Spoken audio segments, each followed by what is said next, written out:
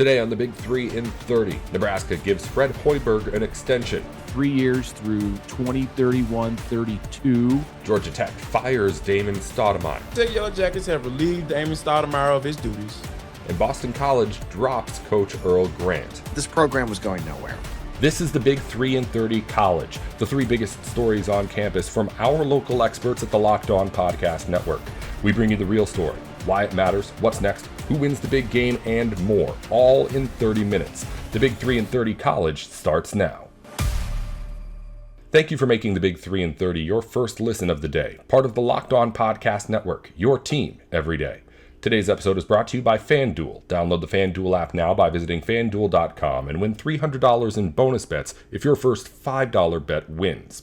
Nebraska basketball was a top 5 team for the first time in program history this season, and the Cornhuskers gave a contract extension to coach Fred Hoiberg as they get ready for the postseason. Mitch Sherman and Connor Happer give their thoughts on Locked On Nebraska. Fred Hoiberg has a contract extension communicated via a press release by Nebraska on Monday morning. The extension is for 3 years through 2031-32. He does actually have contract numbers now. We'll get to that in a minute, but this, of course, comes after Sunday with that 84-75 victory in overtime against Iowa. Connor, your thoughts on all that's happened the last 18 to 24 hours in the world of Nebraska ball? Well, the contract extension is great because it's very normal. This is what you do. You have a successful season, and it effectively is an extension for 3 added years to his contract. Yep. His contract as it was extended last time by interim athletic director Dennis LeBlanc, by the way, 2 years ago. That's right. They were getting ready to go to the NCAA tournament. Was extended through 2029, and now you add 3 more years. I would imagine that there's a salary bump there. I would imagine that there's an incentive. We have the information. Oh, we now do? Okay, this is late breaking to me now as well. We do. I think it came out after your show this morning ended, but I'll give it to you right now, and then you can give me your instant reaction. So, starting on April 1st, Fred Hoiberg will earn $5 million. Puts him in the top 5 in the Big Ten, top 4 to 5, depending on bonuses and the way that those are dished out to various coaches. But, the usual suspects you could expect: Tom Izzo, Dusty May, Matt Painter, Brad Underwood. They're right there at the top, and Hoiberg is with them in that group, as he should be. That's where his team finished this year in the Big Ten standings. So that's up from $4.35 million. He earned a bump of $650,000, or is earning a bump of $650,000 when April 1st comes around. It will increase by $100,000 each year up till that final season. So if he's still on this contract, which is not usually the way it goes, unlikely, at the end, he'll be making $5.5 million in 2031-32. He gets $100,000 for Big Ten championships, $150,000 for an NCAA tournament appearance, and then an additional amount for each round that Nebraska could advance to in the tournament, up to $300,000 for winning a national championship. That seems a little low. They should get more than $300,000 for winning a national championship. I think that was how it was set up before. I was looking at the contract this morning, so I think that one just kind of rolled over, stayed in there. Yeah, I'm just thinking, if you won a national championship, like, give him $1 million. Come on. Yeah, whatever. It's not my money. Point, he'll get that, and of course he would get it in a different way. I suppose I was a little bit surprised that Nebraska didn't kind of reference in the release this morning that they were going to, add extra. A lot of times what happens, when you're making a big announcement, like you're extending a coach, you're hiring a new coach, it will also come with more investment and buy-in into the program. And you don't even have to say more than that. Like you don't even have to say more than like, yeah, we have told Fred that we are going to, put more funds toward his NIL/rev sharing operation, which I imagine would be the case, but Nebraska didn't say anything about that. You would imagine that will be the case after whatever happens in the tournament next weekend, and then potentially weekends beyond. And then in the Big Ten tournament this weekend too. So I was sort of surprised by that, I suppose. But you could imagine that will certainly be the case. Well deserved for Fred Hoiberg, who I would imagine would be the Big Ten Coach of the Year, although I guess there is some debate about that. The Coach of the Year will be announced tomorrow on the BTN at 11 a.m. along with all the all-conference selections. Yes, just saw that message come in from the Big Ten, 11 a.m. tomorrow. I'm looking through the terms of the deal. This is a 25-page document that I have in front of me, his contract. Just because we haven't pointed this out does not mean that it isn't in there. Something about commitment to the program through assistant coach pool or NIL commitment and all of that stuff, even if it's not in here, can be discussed and agreed upon between the athletic director and the head coach. One point of this contract that we didn't mention a minute ago is the buyout. This is the number that Fred Hoiberg would owe Nebraska if he were to leave for another job, and it's $8 million from now until a year from now, and then it goes down $2 million each year until 2030 when it just sits there at $1 million, and then the last year, whatever, it's the last year it would be zero as stated in the deal right now. But again, that doesn't matter. Jeffrey Gold, the university system president, was sitting courtside on Sunday with Troy Dannon at Pinnacle Bank Arena. I spoke briefly to the two of them as I walked out of the media room onto the court a few minutes before the senior day festivities got going on Sunday. And not typical to see Jeffrey Gold at the basketball venue, or maybe it is, and he sits in a suite, but I've not seen him, and I've not been at every game, but I've not seen him down there by the Nebraska bench. This sheds a little bit more light perhaps on why Jeffrey Gold was there, in addition to the fact that it was an extremely meaningful and emotional, intense environment at Pinnacle Bank Arena for reasons that we'll discuss in the third segment of this show. Yeah, this has been a couple of weeks at least in the making, and Nebraska, Nebraska's already putting things together behind the scenes to ensure that they get the available pieces to their roster back for next year that they desire. That is stuff that is going on right now. And then Nebraska can focus all their attention on the stuff that happens in Chicago this week and then wherever they may be next week for the NCAA tournament.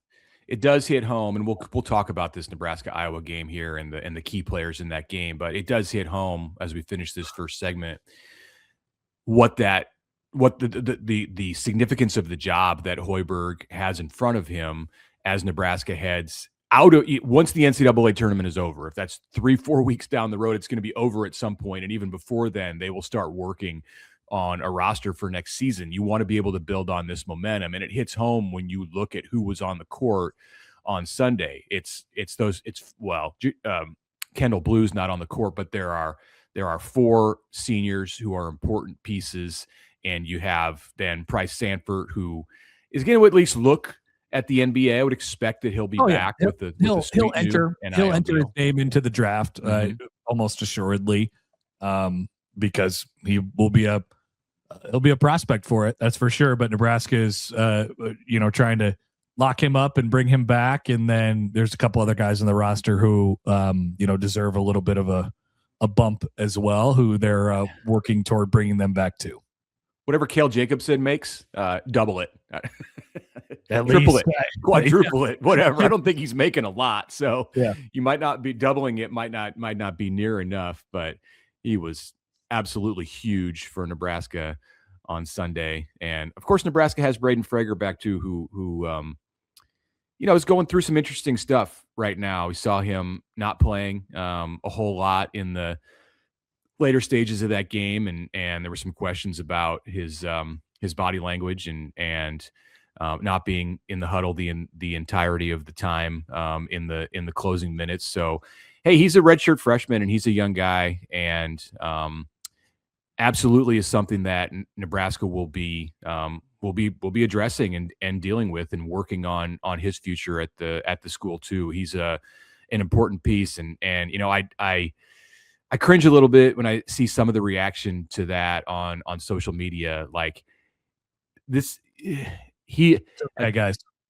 everything's okay. I mean, or maybe it's not, but we don't know. And that's Well, the thing. And let's not jump to conclusions, because just think about it like from a functional perspective. Like Kel Jacobson you can't really take him off the court in that situation. The second half yesterday and in overtime, he was their biggest, piece, just constantly making big play after big play. And Burke was big, and you can only too much jumping to conclusions. There's too much of that. And Burke will be back next year, but there's too much jumping to conclusions over, the way that a player stands or sits during a timeout. Like these are things that Nebraska is well equipped to be able to deal with, and will be tackling when the season is over and in the time before the season ends. Ever wanted to experience the NBA Finals live and in person? FanDuel is giving you the chance to turn that dream into a reality with their NBA sweepstakes. Here's how it works. Use your profit boost on any NBA future, and you'll be automatically entered for a shot to win an NBA Finals trip for two. That's right, flights, tickets, the whole experience. If you're already looking at the board and thinking about which team can make a deep run, this is the perfect time to lock it in. Not only can you pick cash, but it could also send you to the finals.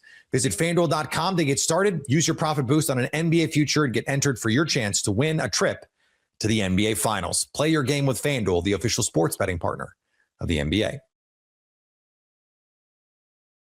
Welcome back to the Big 3 and 30 College. Georgia Tech lost its last 12 games of the regular season and has now fired head coach Damon Stoudemire after 3 years with the Yellow Jackets. Jarvis Davis has his take on the firing on Locked On Georgia Tech. The Yellow Jackets have relieved Damon Stoudemire of his duties, and it did happen on Sunday. And I don't think that anyone was surprised by the move. Najee, I even think Damon even knew this bad boy was coming. And you talk about his record and what he was overall when he was here, 42-55. This year he was 11-20, 2-16 in the ACC at the absolute bottom of the conference. And I think that when you look at what Damon Stoudemire was able to accomplish while he was here, what he did in his first year, when he moved on to his second year, and essentially end up falling off a cliff in his third year. Najee, I honestly feel like there were some leadership issues with Damon Stoudemire, some accountability issues with Damon Stoudemire, and I think that's what ultimately got him fired. Yeah, I mean, that's a good point when you look at it. When you look at him as a coach, right, in terms of what he did recruiting-wise, he brought in the talent that you needed. And I know we're going to talk about the financial budget and everything, but he brought in 4-star caliber prospects, top-tier guys like Mohamed Silla, right, Mustafa Japa, the 2026 class, Kai Fleming this year, who played a lot of minutes as a true freshman. Sure. He did what he was supposed to do when it came to that. But like you said, it didn't translate to the court. And I think to a standpoint, he was even saying, well, I need somebody even sometimes on the court that can, kind of be not necessarily a coach out there, but lead. I need a leader. So instantly you think about that. You're like, wow, why isn't that Kowacie Reeves? He's a senior. He's been here 3 years. You know what I'm saying? Well-astute brother. Leading scorer. He's written 2 books. The dude is very smart. Why is he not leading? And I think to your point, the leadership and accountability is probably some of the things. And part of it too, Jarvis, is the development. Now, I will give Coach Stoudemire this. He did develop Jaden Mustafa, who got better, I think. Go look at him. He dropped a career high, 28 points in the last game against Clemson. But outside of him, who else really developed through the program? Nate George ended up leaving. You know what I'm saying? He has pretty much relegated to a bench role. You look at Duncan Powell, pretty much doesn't play it really at all, sparing minutes. If you could have kept them, which we'll talk about the financial support, that may have made a difference this year, right? Because veteran guards know the system, know what you do. But to your point, this team was talented enough, Jarvis, to be a team that should have made at least an ACC tournament at the bare minimum, right? You had Duke on the ropes on the road. You beat NC State. You had Clemson on the ropes. Why didn't we see that enough more this year? Why were you getting blown out of the frame with a pretty talented roster? This is not a bottom ACC roster, if we're being honest, Jarvis. This is not Boston College. No, it's not Boston College. This should at least be the middle of the pack. So, we seen this coming, and Damon, I think, knew it when you talked to him in his press conferences and how he was coming off. I think he knew the writing on the wall. Yeah, and I think that you bring up a good point when you talk about that whole leadership piece having someone out on the court and questioning whether or not Kowacie Reeves should have been that guy.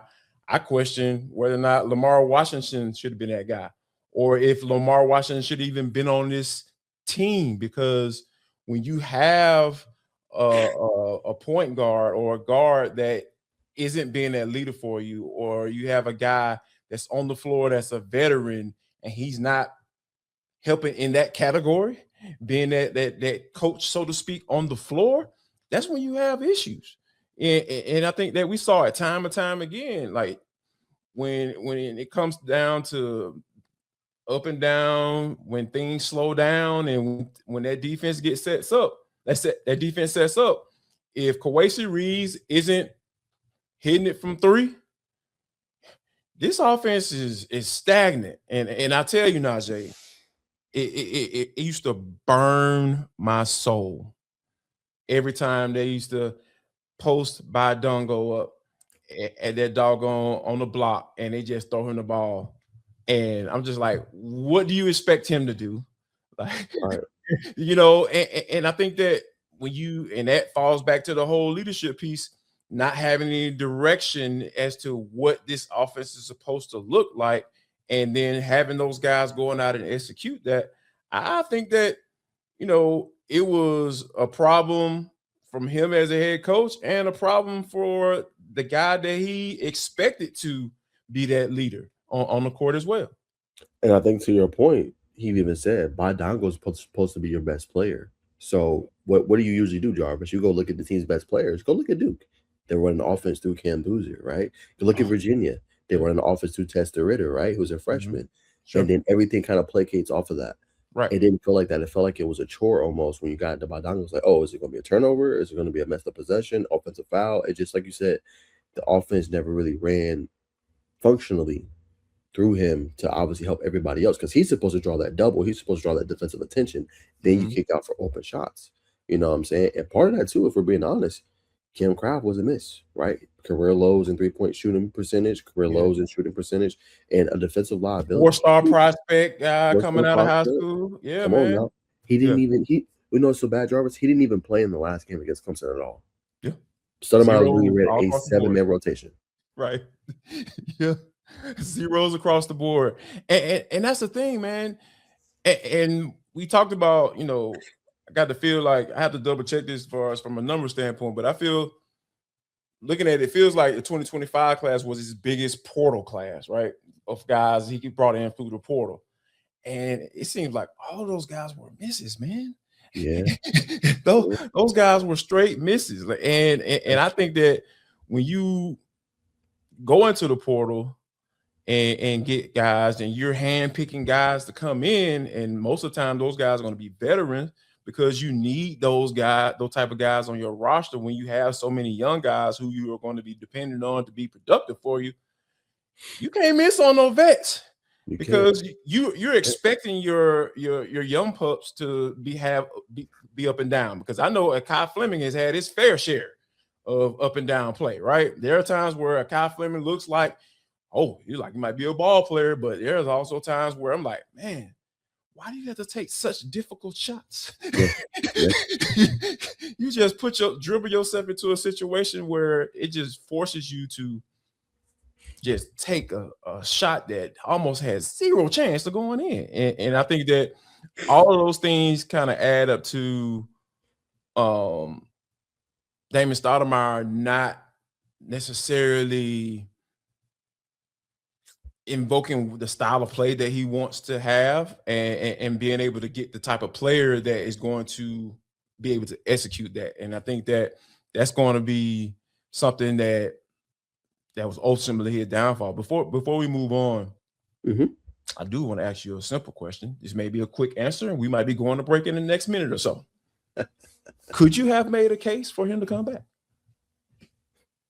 Tech fans gonna look at me crazy for this. Okay.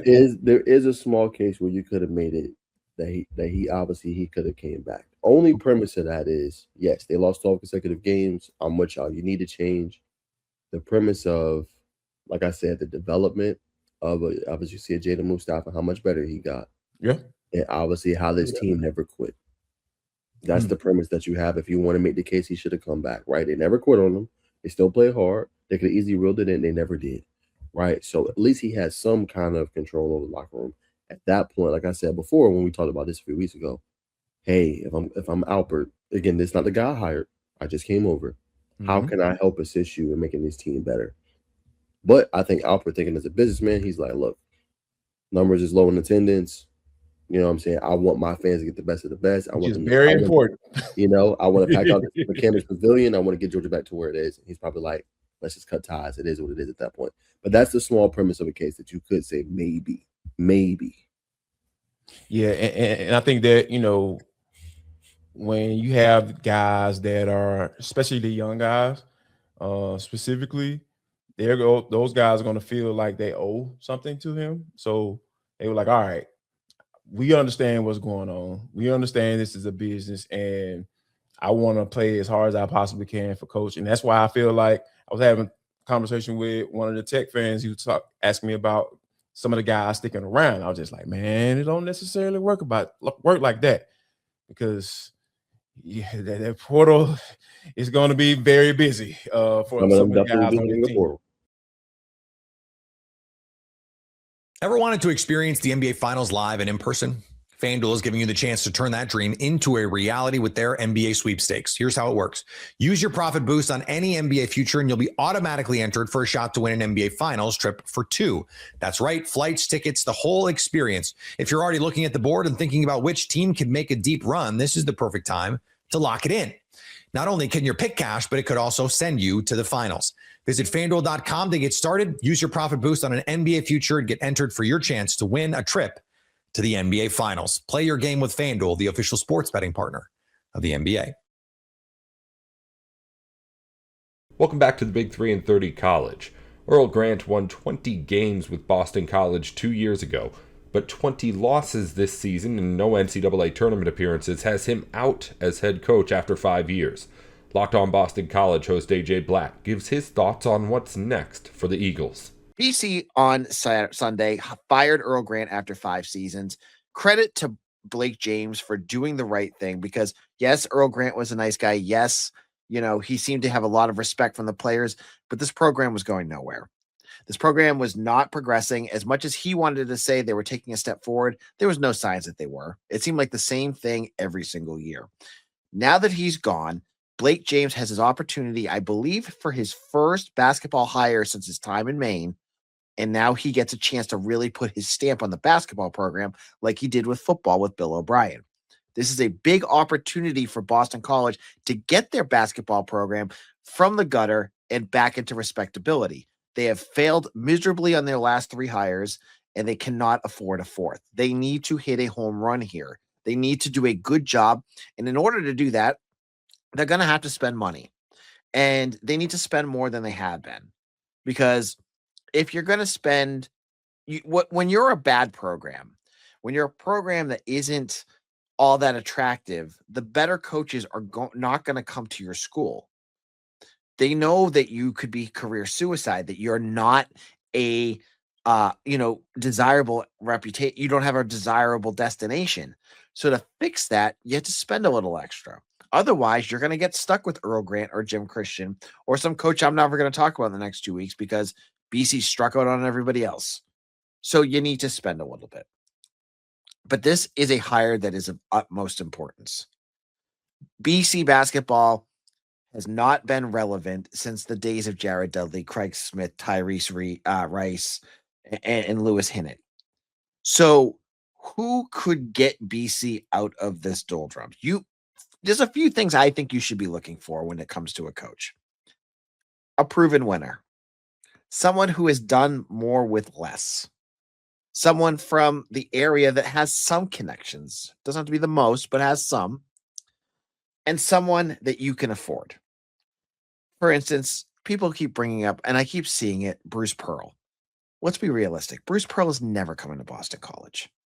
The amount of money he's going to request is way beyond what BC will pay.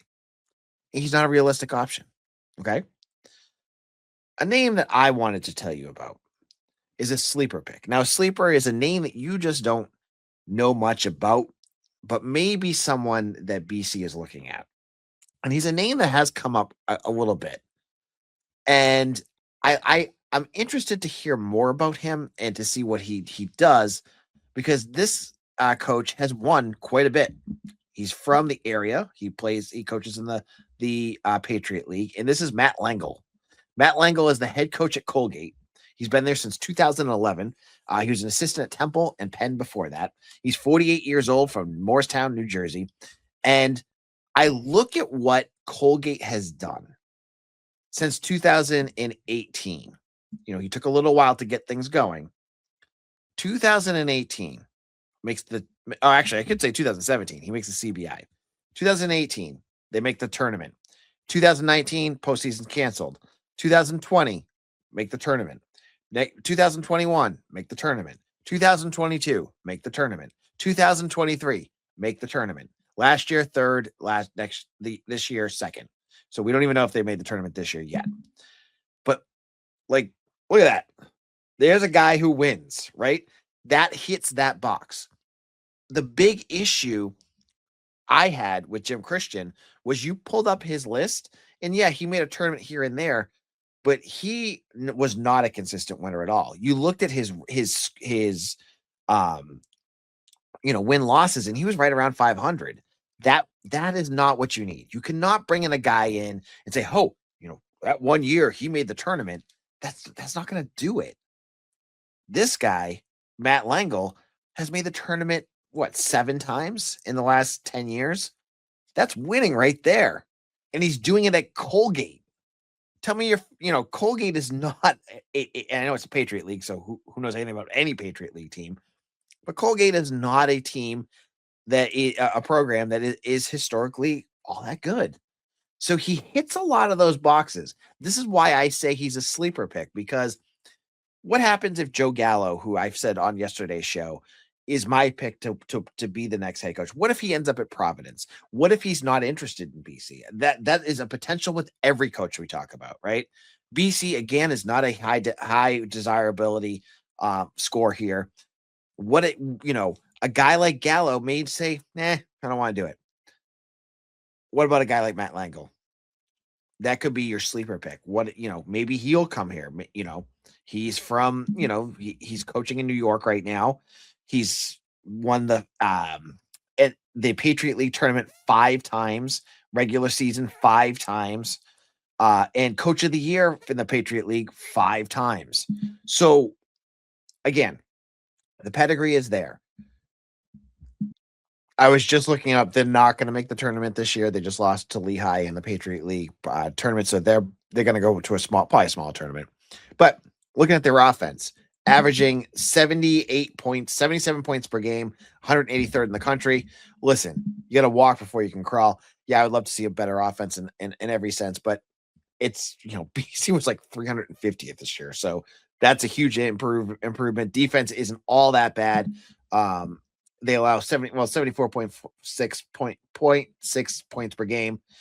They got a guy, again, if you're looking for someone to come in, you have Jalen Cox, their guard, who's averaging 18 points per game, and I believe can shoot the 3. He is shooting 38% from 3-point range. So there you go. Bring talent with you. That's something I'm going to be looking for, right? And some of these coaches, you're not going to get that. Jay Laranga, Jared Dudley, some of these coaches that you may think of that are assistants may not be able to bring guys with them, but that's important. Like I said with Joe Gallo, bringing that MAC Player of the Year with you, Kavere Kennedy would be awesome, and so Jalen Cox from Colgate would also be awesome. So see what I mean here? Like, this is a sleeper pick. It's not a name that's super out there. I think he's very well regarded by coaches, but he's won a ton, and that's what we're looking for here. Someone who has consistently won. That's all for the Big 3 and 30 College. If you follow pro basketball or football, the Big 3 and 30 has shows for the biggest news in the NBA and NFL going up every weekday just like this one. Just search the Big 3 and 30 NBA or the Big 3 and 30 NFL wherever you're listening or watching now. Thanks again for tuning in to the Big 3 and 30 College.